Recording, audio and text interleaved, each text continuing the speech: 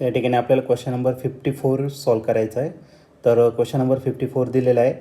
2 solid spheres A and B having same mass and different radii rotate with kinetic energies EA and EB respectively.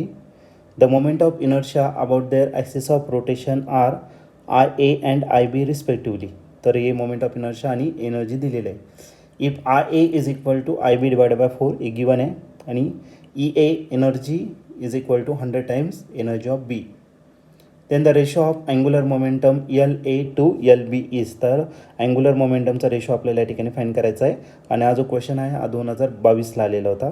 त्याचे 4 option. तर 4 ऑप्शनपैकी पहिला option आहे 5 divided by 4, second option आहे 1 divided by 4, third option आहे 25 आणि last option आहे 5. चला तर बघूया या क्वेश्चनचं आन्सर काय असेल ते. तर या क्वेश्चनमध्ये आपल्याला 2 सॉलिड स्पियर दिलेले आहे. पहिल्याला A कन्सिडर केलं आणि दुसऱ्याला B. दोघांचं मास सेम आहे. मग mass of A sphere is equal to mass of B sphere. तर दोघांचं मास काय दिलेलं आहे? सेम दिलेलं आहे. त्यानंतर ते रोटेट होणार आहे विथ डिफरंट रेडियस त्याची डिफरंट आहे, पण कायनेटिक एनर्जी EA आणि काय दिले तर EB दिलेलं आहे आणि मोमेंट ऑफ इनर्शिया त्याचा IA आणि IB दिलेला आहे अशा पद्धतीने. आणि त्यांचं रिलेशन पण दिलेलं आहे. जो IA दिलेला आहे moment of inertia of A solid sphere is equal to IB divided by 4 एवढं दिलेलं आहे. आणि एनर्जी जर घेतलं A स्पियरचं जर एनर्जी घेतलं तर ती 100 टाइम्स कोणाची दिली आहे तर B स्पियरची दिलेली आहे. असं तुम्हाला दिलेलं कंडिशन आहे. तर आपल्याला रेशो फाईंड करायचं कोणाचं तर अँग्युलर मोमेंटमचा या ठिकाणी काय करायचा रेशो फाईंड करायचा. म्हणजे आपल्याला अँग्युलर मोमेंटम कसं मी करतो लेटर L ने, मग LA डिवाइडेड बाय काय करायचं आपल्याला LB या ठिकाणी फाईंड करायचा आहे. सर्वात पहिले तर आपण L एनर्जी आणि मोमेंट ऑफ इनर्शिया कारण मास कॉन्स्टंट आहे तर याचं रिलेशन काय ते बघून घेऊ. तर रोटेशनल कायनेटिक एनर्जी जर घेतलं तर रोटेशनल कायनेटिक एनर्जीचा फॉर्म्युला 1/2 I ओमेगा स्क्वेअर. आणि जर L जर घेतला तुम्ही L म्हणजे काय अँग्युलर मोमेंटम त्याचा फॉर्म्युला असतो I इंटू ओमेगा.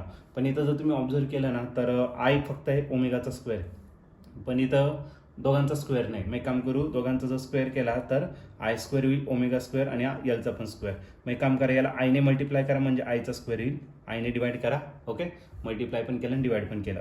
मग I स्क्वेअर ओमेगा स्क्वेअर याच्या जागी आपण काय टाकू शकतो तर L स्क्वेअर टाकू शकतो. मग 1/2 L स्क्वेअर डिवाइड बाय काय झाला I. हे झालं तुमचं रिलेशन कोणाचं हे त्याचं रिझन पण असेल. ठीक आहे रिझन समजलं असेल तर त्याची काही गरज नाही लिहायची. ठीक आहे तर आला तुमचा एनर्जीचा अँग्युलर मोमेंटम आणि मोमेंट ऑफ इनर्शिया याचं काय झालं तर तुमचं रिलेशन या ठिकाणी झालेलं आहे.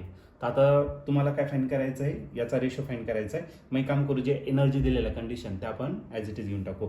मग पहिले कोणती बॉडी दिलेली आहे तुम्हाला A बॉडी. मग एनर्जी कोणाची घेतली A body divide by energy of B body.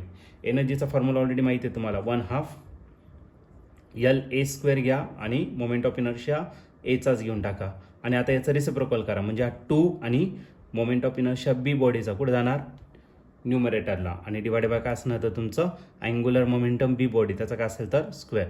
हा 2 आणि 2 काय झाला कॅन्सर. एनर्जीचं रिलेशन दिलेलं आहे. एनर्जी किती दिलेलं आहे 100 times energy of B body आणि हा जो B बॉडी आहे सॉलिड स्पियर त्याचं तसंच ठेवा. अँग्युलर मोमेंटम आपल्याला फाईंड करायचं मग LA डिवाइडेड बाय LB दोघांचा स्क्वेअर आहे. मग काम करतो ब्रॅकेटचा स्क्वेअर करतो. इथं मोमेंट ऑफ इनर्शिया कोणाचा आहे Bचा आहे तो तसा लिहा.